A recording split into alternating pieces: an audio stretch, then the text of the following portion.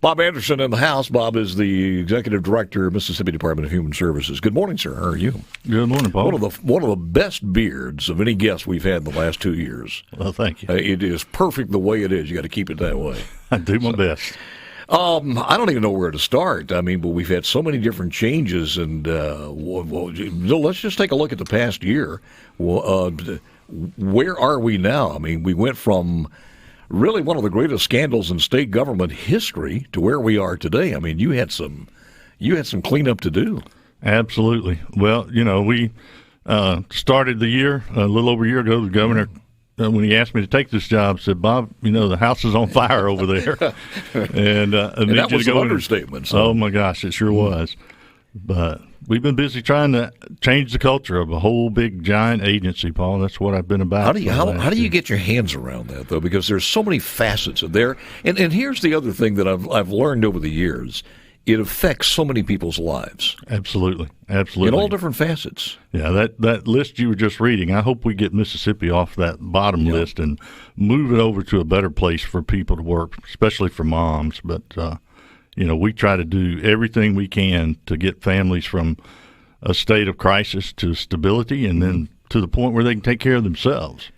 One of the things that you did say is that you really need the full fiscal year. A lot of things are rolling in, and the fiscal year begins July 1st. Right. So why does that matter, and exactly what's going to change there? Well, I came in at the halfway point of last fiscal year, and we had not really had an opportunity to have last year's legislative session was just a weird. That's an understatement. Yeah, you're right. So we had a whole legislative session this year to get some things done, to get some changes made, and to get a little help. The legislature was friendly to us with our budget, and friendly to us in the TANF increase that we went and talked with them about. And they really embraced what I'm trying to do, and that is, Paul, just trying to change the culture of this agency. It's almost like you're playing by another coach's handbook until July. Right. So it'll be a little bit different. You instigated something called Operation Restore Trust. Absolutely. Tell me a little bit about that. Yeah, I felt like it was good if we were going to get the agency back on track. I had to give them a vision from the top, because that was the problem I came in behind. Was there was a tone at the top that was just not a good place to be. And so I introduced Operation Restore Trust last summer and said we're going to focus on 3 concepts. We're going to focus on integrity, we're going to focus on compliance, and we're going to focus on moving this agency toward excellence. And everything I have done since I've been there has been committed to, carrying out that Operation Restore Trust. A little bit about you, some folks may not know there, where you came from as far as your experience, and a little bit about Bob Anderson. Sure. Yeah, I came at this position from a really different place. I spent 20 years with the Department of Justice as primarily a healthcare fraud prosecutor, worked for 3 presidents in 3 different departments of justice, prosecuting healthcare fraud. Then spent a couple of years at our Division of Medicaid as Chief Integrity Officer, again, fighting healthcare fraud and trying to recoup some of our Medicaid money. And it's because of that experience, I'm sure, the governor reached out to me to clean up this mess that we had at MDHS. I don't think you shouldn't have ever taken a day off as far as healthcare fraud. My understanding is it's in the billions of dollars. Absolutely. If we could just crack that, we could buy everybody a Cadillac plan. Oh, listen, we were proud when we got 10% back of the fraud we identified. If we could get 50% back, we could all be real happy. Yes, we would. The TANF news that happened the other day when we said we're not going to wait till January or till July. Tell me about that. Yeah, well, we had gotten the legislation through, and I was real pleased. We were very well received by the legislature. Joey Fillingane sponsored our bill to increase TANF benefits for the first time in 22 years. And I always run into the problem we have. One of the biggest problems at our agency is our legacy computer systems. Paul, they're over 30 years old. And they told me at first it was going to take several months to implement this change through our old computer systems. I mean, they're written in programs that COBOL and BASIC that they don't even teach in school anymore. Sounds like you're real close to a Radio Shack, one of the Radio Shack computers. It looks like one of the Tandies, one of the first Tandy computers that I had.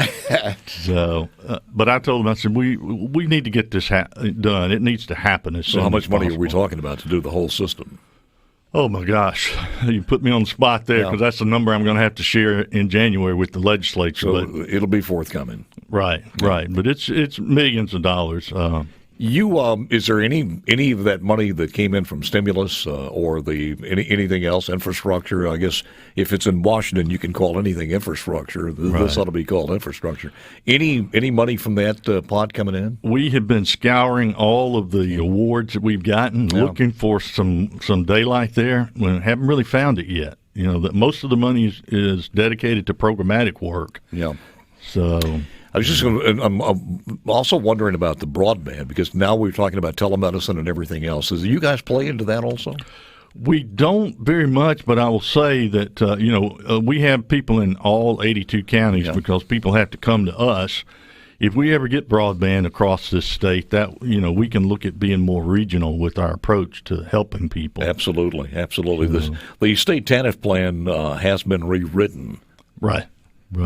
So what were the changes in there? Any major changes in that? Well, the major changes, there are two ways that we do TANF in the state primarily. One is basic assistance, and that aspect has not changed very much except for the increase that we just talked about. Mm-hmm. But in the years past, we did these sub-grants, and they were the wild, wild west, Paul. I mean, there were just really no rules about who got a sub-grant and whether they were monitored while they were under a sub-grant. Mm-hmm.